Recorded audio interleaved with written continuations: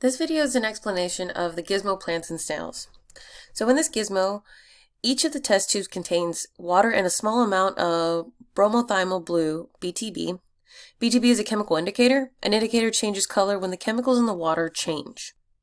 So the first thing we're going to do is we're going to add Elodea sprigs, which is a type of aquatic plant, and snails to the water to see what happens. So I'm going to take this Elodea sprig, add it here, take a snail, add it here to the second test tube.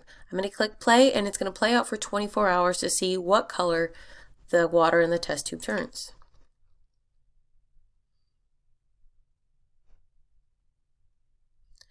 What I see happen there is that this water in test tube A that just has the Elodea sprig turned blue, and then the test tube that just had the snail turned yellow. From here, I can also show oxygen and CO2 levels with a probe. So if I click here, I have this little probe here, and it shows me that the oxygen levels are 12.0 and the CO2 levels are 0. In the next test tube, the oxygen levels are 1.8 and the CO2 levels are 10.2. You can also see that that snail died. Now we can continue testing. We can see if we can create something that's more balanced. For example, if I reset this and I put an Elodea sprig and one snail into the same test tube and click play, I can see what the results would be and if the snail stays alive. And in this case, okay, same snail still died. This one Elodea sprig turned the water blue. In this next test tube, I can see the oxygen levels and the CO2 levels are about even. Oxygen being 5.7, CO2 being 6.3.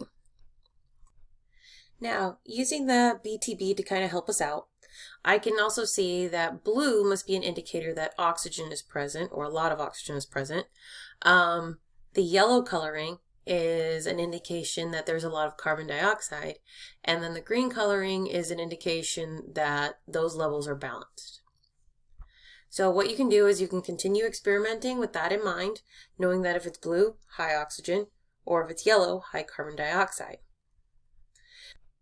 Hopefully what we're understanding about this is that animals need oxygen to live.